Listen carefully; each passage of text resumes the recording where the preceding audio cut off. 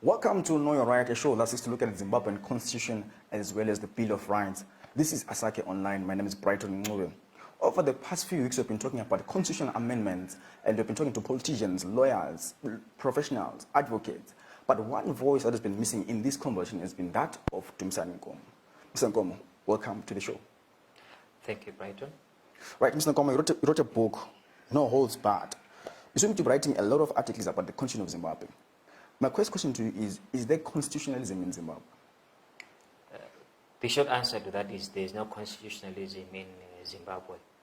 Because if there was, every institution in Zimbabwe, according to Section 7 of the Zimbabwean Constitution, the Constitution should be taught in every institution, every school, every arm of government. It should be available in every public place. It should be interpreted into every language. And yet, 7 years later, none of that has happened. And 7 years later, we're already keen on amending a people-driven process and constitution. Right. When looking at the preamble of the Zimbabwean Constitution, it says, "We the people." It's called a people-driven constitution, but now we are amending 27 things in this constitution. Why this early are we amending this constitution? I think it shows that lack of constitutionalism, because the 2013 constitution was a product of the people's will. It was a product of the people's voices. It was a product of the people's input. It was a product of the people's expression of aspirations, what they want to be in the supreme law of the land. So it was a collective process. It was a process that brought in men, brought women, informal traders, brought in the church, brought in labor, brought in the youth, brought in the children, brought in various races. It was a very inclusive, participatory, people-driven process.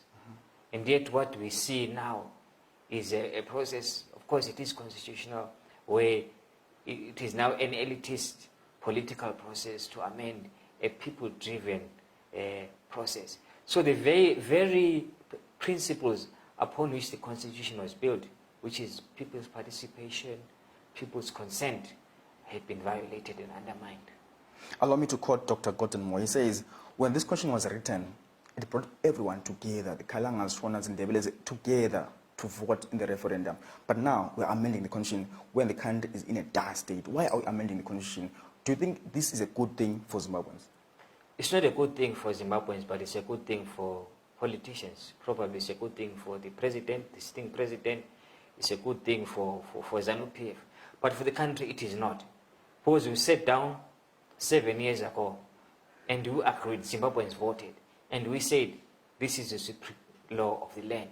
This is an expression of our will 7 years ago. And at this time, what is more important is economic reform, is bread and butter, is a roof over the heads of Zimbabweans, is implementation of the Constitution, is the respect of people's rights, social, economic rights, political rights, cultural rights, delivery of those rights.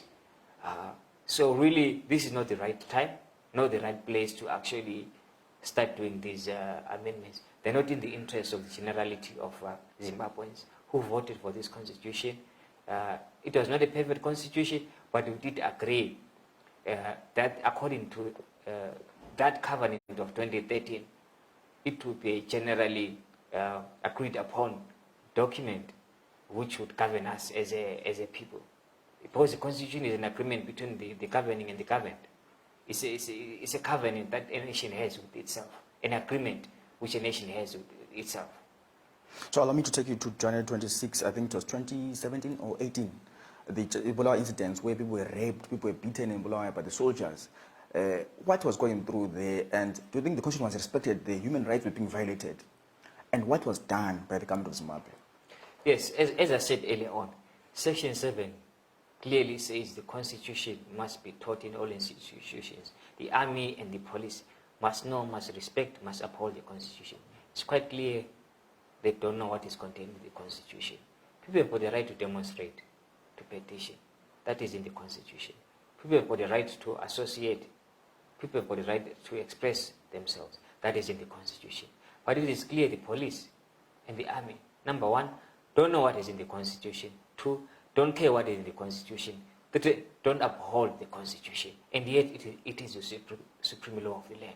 So this really epitomizes a nation in conflict with itself, where the people that are supposed to uphold the law actually crush the law underfoot. We saw the police, we saw the army, arbitrary searches in places like Ncube, like Minyela.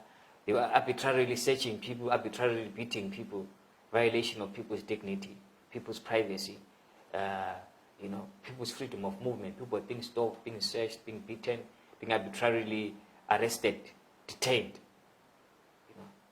Blatant violation, blatant, calculated violation of the Constitution in broad daylight.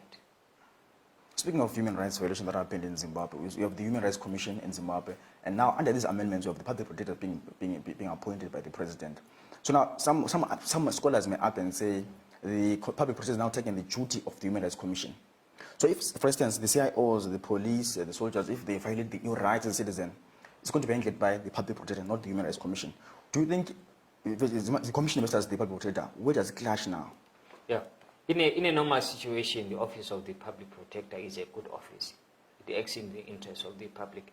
But in the Zimbabwean context, because of political interference, there are worries about the independence and credibility of the public protector's office. People would rather invest their confidence in an independent commission. In this case, the Zimbabwe Human Rights Commission. One would have expected more power to be invested in the Zimbabwe Human Rights Commission, for more resources to be allocated, for example, because it is underfunded currently, which means it can't carry out its mandate. So, because we're in an abnormal political context, there are fears that the public protector's office will be manipulated and won't carry out its mandate. But in other jurisdictions, the same happens. But because this is Zimbabwe, and we have a history of violation of the Constitution, manipulation of independent institutions, violation of fundamental rights, it is likely that the office of the public protector will be violated, manipulated, and compromised. If you're just joining us, this is No Right. I'm joined by Dumisani, Nkomo. We're talking about the Zimbabwean Constitution No.2 Bill Amendment of 2019. So join us after the break as we talk more about these amendments.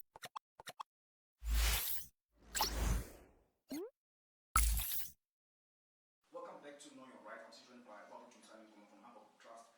Nkomo, let's talk about now delimitation. What is delimitation? Delimitation is a process that is linked to elections that has to do with the allocation of constituencies. In Zimbabwe currently we have 210 constituencies. Previously we used to have 110 constituencies. So these constituencies are delimited or allocated or created according to the total number of registered voters in that particular constituency, number one, and in terms of the peculiar geographical features of a particular area as well as other demographic variables as well. So it is a process by which constituencies are created, and people vote according to constituencies in a first-past-the-post system, such as the one that we have in Zimbabwe. So largely in Zimbabwe currently is based on the total number of registered voters. I think they don't really look so much into the other variables in terms of the distinct geographic features and democratic variables that may exist in a particular area. For example, you find that Nkai spatially is one of the largest areas spatially, but in terms of population, it doesn't necessarily have a very large population size or number of registered voters. So as a result, we only have Nkai North and Nkai South. We only have two constituencies. And yet in terms of spatially, it's a very huge constituency with very distinct variables. So the current process doesn't seem to take that into cognizance. Because, for example, Mat North is the largest province in Zimbabwe, spatially, but not necessarily demographically in terms of population and so forth, a number of registered voters. So now where's the link between the census, counting of people in an area, as well as delimitation? Where's the link? It helps us, the census helps us to understand the number of people in a particular place.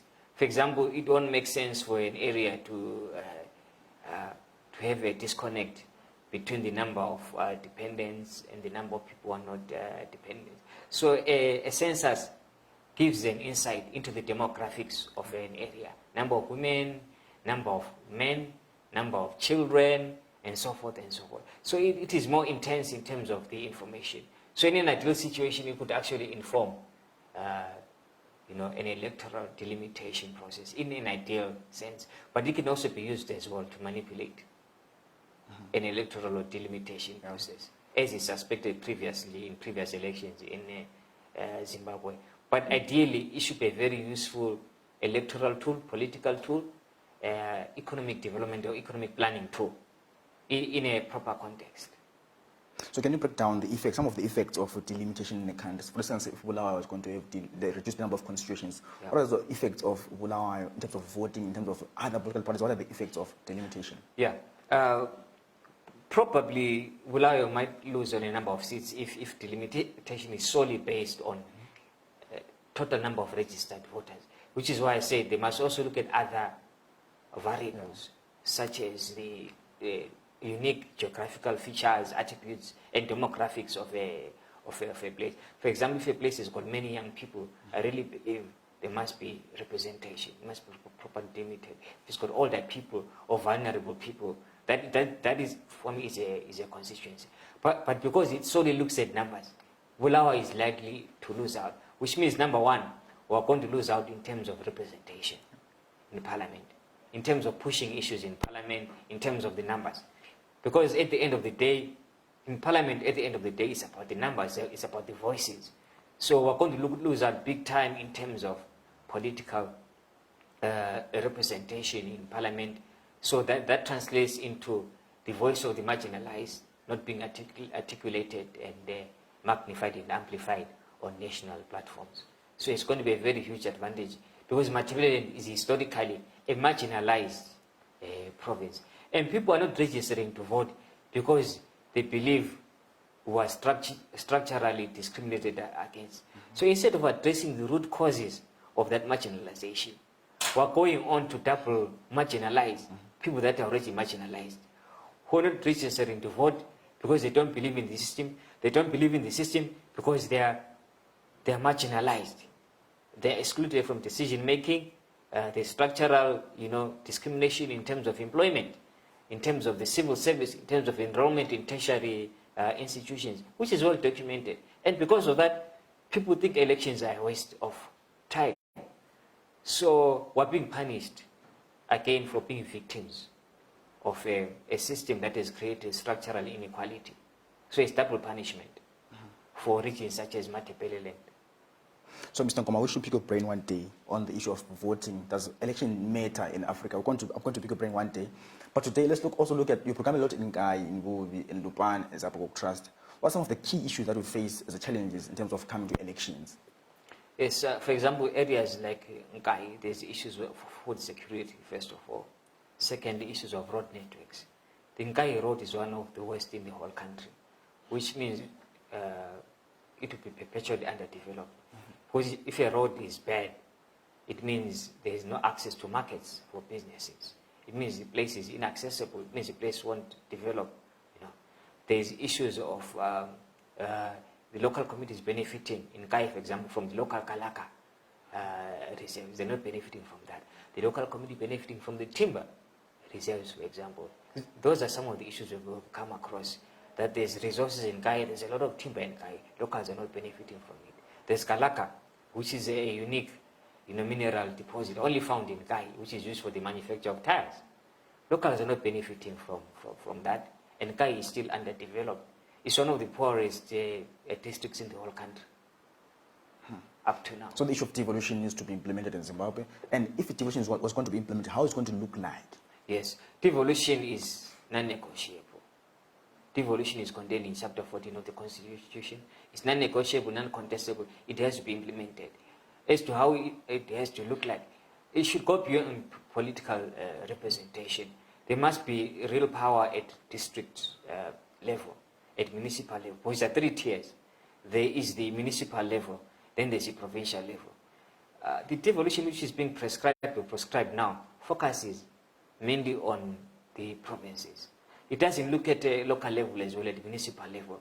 There must be adequate devolution at 3 levels, in terms of executive decision-making, in terms of legislative decision-making, in terms of judicial decision-making. It must be very clear on those. Fourthly, it must be also very clear in terms of fiscal devolution, financial decision-making, the granting of tenders and so on and so forth. So devolution will become meaningless unless it also carries with it natural resource governance devolution, fiscal and economic devolution as well. That is very, very critical. But currently we're only talking about political devolution in terms of representation, in terms of the composition of the provincial and metropolitan councils. But devolution will mean something once employment, civil service employment is, the president was quizzed like, a few days ago about the issue of devolution. How is going to devolution look like? When it's going to be implemented? He said to the people, they must go and ask where the devolution funds went to, how were they used. How do you relate to those statements? They are not devolution funds. They are not devolution funds in Zimbabwe. What the president is talking about is public finance, Chapter 17 of the Constitution. I think those funds are dispensed under Chapter 17 of the Constitution, which is public finance and not devolution. But it has been so politicized and called devolution funds. It's not devolution funds. Those are more like Chapter 17 public finance disbursements. But they've been called devolution. So you can only have proper devolution once the proper structures are there, once the proper decision-making structures are there. You cannot allocate resources where there is no decision-making structure. So the first thing you have to do is there has to be structural reform at a local level, municipal level, provincial level. We want to know who employs the district administrators or whatever they're called now.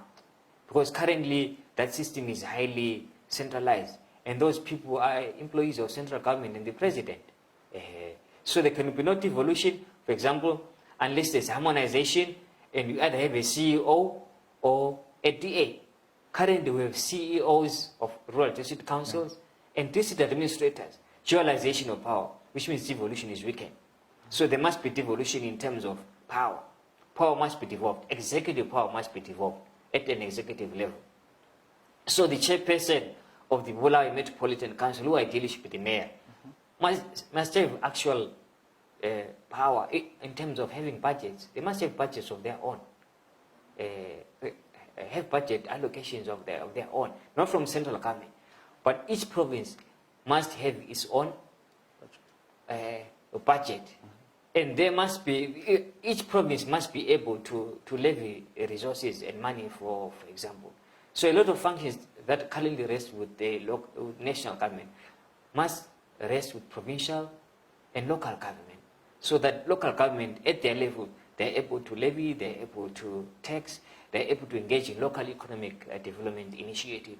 They're able to have their own streams of income at a local level. And then central government comes in with the equalization funds in terms of making sure that provinces receive equitable, not equal, equitable. Yeah. Because my argument is Matabeleland deserves 10 times more because we've been marginalized in terms of successive allocations in terms of capital expenditure and so forth for over 25 years.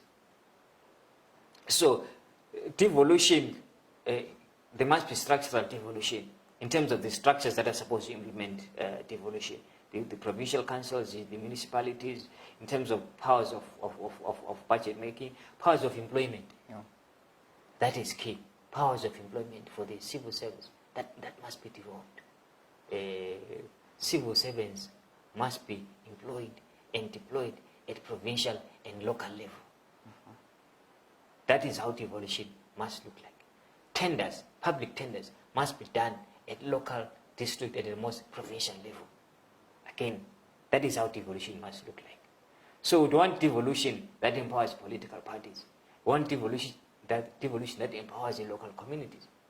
So if, for example, granting of public tenders is devolved, it means the local business people will benefit from that, which means local people will benefit from that because they will be employed, because there will be more economic opportunities and employment. They will also employ local people, hopefully, as well. But because it is centralized a lot of tenders are being won by companies in Harare at the expense of local companies that have got capacity. So there must be also fiscal devolution. A lot of banks are moving to Harare because they can't make decisions about the important financial, decision. So at provincial government level, there must be a lot of devolution of fiscal financial decision making. Investment opportunities, must be devolved so that at a very local level, the Bulawayo City Council is able to approve major investments into the city without all the red tape. So for me, devolution must really be also about economic and fiscal devolution, so that our people have got bread on the table. They've got jobs. They get tenders. They get employed. The young people get employed. But right now, our young people are not even getting jobs as sweepers, as toilet cleaners. Because toilet cleaners are brought in from other places. That's not acceptable. In the same way, the people of Manicaland, the people of Maswingo, the people of Mashonaland West as well, should benefit from the resources that they have as well, in terms of employment opportunities and so forth. They must be first in Koromonzi. The people of Koromonzi must be first in Koromonzi. The people of Chiajo must be first in Chiajo.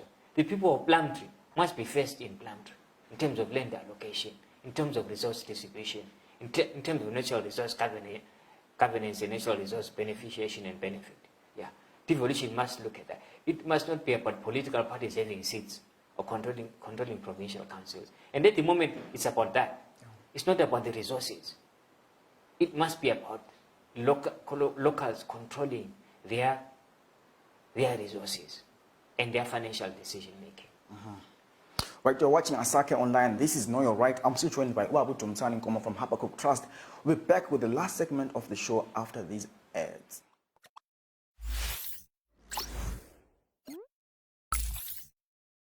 Welcome back to Know Your Right. This is Asake Online. My name is Brighton Ncube. I'm still joined by Dumisani Nkomo from Habakkuk Trust. We're talking about the constitutional amendments that are happening right now in Zimbabwe. Mr. Nkomo, now let's touch on the issue of judges. There's going to be no interviews anymore. They're going to be appointed. What's your take on that, on the issue of judges? Yes, I think the original rationale was for integrity and credibility of process, because the judiciary is a critical component of the governance system in any country, in terms of being a check and a balance. So those interviews are part of the due process, because it means the interviewees are subject to public scrutiny. The public is aware of their qualifications, their experience, their competency, their integrity, and so forth and so on. So in order for the public to have confidence in the judiciary at that level, the issue of interviews was very, very critical in terms of the judiciary being a depository of public confidence. So this will erode public confidence in the judiciary if this is reduced to a very elitist process. So definitely, we took one step forward, and we've taken 10 steps backwards in terms of democracy and the public accountability and transparency. There's also the issue of 10 seats being given for the youths, one per province. Is it enough? These youths are the majority in Zimbabwe. So are the 10 seats enough for the youths? I think it's a good step. It's a good start, but it's not enough. It's a step in the right direction, but it's definitely not enough when you look at the demographics of the country. We've got a youth bulge. The bulk of the population is the young people. But more significantly, I think there needs to be more structural reform. There must be more opportunities for young people in terms of employment, in terms of empowerment. Young people must not be used as tokens for tokenism for public relations. Because at the end of the day, we have 10 young people representing young people. But are they going to be representing young people? Or they're going to be representing their political parties? That is the question. So we must have a system that is more embedded in structural reform, where young people have got more access to resources, more access to decision making, access to maybe tenders and so forth. Proper empowerment. Not superficial or cosmetic empowerment. So more needs to be done. Yeah, significant. It's okay, but it's not enough. It's not enough. More needs to be done. Also, on the issue of women proportional representation, do you think it's empowering women or just tokenism for women? Again, it's important. It's an important step which people are not agitating for. So it's okay for now, but more needs to be done, even in terms of the other seats. For example, the 210. Because there's so much violence in the party primaries and so forth, you find that women don't contest because of the violence, because of the corruption. So more must be done to clean up the entire electoral playing field, so that women contest as equals. Even in terms of cabinet, the Constitution says there must be parity, but there's no parity at the moment. There are more men than women, and there are more men in key decisions. So we must actually implement what is in the Constitution. There must be parity in terms of the composition of the cabinet, if we're really, really serious. Because that is the highest decision-making organ in the country, the executive. And yet, in that executive, there isn't adequate representation. It's highly patriarchal in nature and composition. Now, Mr. Nkomo, there is a book, No Holds Barred, written by Dumisani Nkomo. How do you feel having a book, Mr. Nkomo? I think it's mixed feelings. It feels good, but I feel I need to do more, because this is basically a compilation of articles I've written before, and I've gone backwards to try and make them more relevant. So it's a good start, and I believe it's the beginning of more contribution towards the bank of ideas that we should be having as a country, as a continent, and as a people. It's about ideas. It's about contributing political ideas, economic ideas, developmental ideas. So really, it's my humble contribution towards the development of the country, towards the political evolution of the country. It must be about ideas. Our politics must be about ideas. But sadly, our politics is about fists, it's about parties, it's about violence, it's about the past. It's about the past. It's not about the future. It's not about the young people. It's not about posterity. It's not about the betterment of the nation. It's not about the quality of the nation. So this is a real small contribution towards ideas that will shape policies that are supposed to govern this nation, policies that are supposed to shape the betterment of society, ideas that contribute towards the betterment of Africa, because there are some articles about Africa. Africa is so rich, so poor. Why are we so poor as Africa? Yet so rich. We've got every mineral that you can imagine. Yet we are poor. Why? We are so talented, yet so poor. Why? Why? Why? It's a question that I still have, that I try to answer in the book. I don't think I have all the answers. But for me, it's about, the book really is about ideas. Ideas about devolution. Ideas about service delivery. Ideas about elections. Ideas about how we can be a better people, a better nation. So, Nkomo, you're so passionate about service delivery, about good governance, about elections. What's in your heart about the Constitution of Zimbabwe? What's in your heart about Zimbabwe? In closing. The Constitution must deliver, service delivery. Chapter 10, for example, speaks about the conduct of public officials and public institutions, but it hasn't been implemented. It talks about the importance of timely services and so forth and so on. There is no government department, no parastatal that has upheld that. So really it's about constitutionalism. Let's uphold the principles of the Constitution. Let's ensure that every public institution, every public organ, every commission upholds the tenets of the Constitution. Because at the end of the day, if we live the Constitution, we become a better people. If we respect each other, regardless of views. We become a better people, we become attractive to the world. Zimbabwe has got potential, but we've been badly misgoverned. And because we've been badly misgoverned, our future has been stolen. Yeah. Mr. Nkomo, thanks so much for your time. Continue being bold and brave and telling our story. Keep on shining. God bless you. Thank you, sir. You've been watching Know You're Right. My name is Brighton Ncube. I was trained by Dr. Dumisani Nkomo. I call him Dr. Dumisani Nkomo because this guy is going places and he's telling our story. Dr. Dumisani Nkomo, receive the blessings from me. Till next time, to follow us on site at W, to follow me at The Real Perfector, to follow him at Dumisani Nkomo. Till next time, #Asake.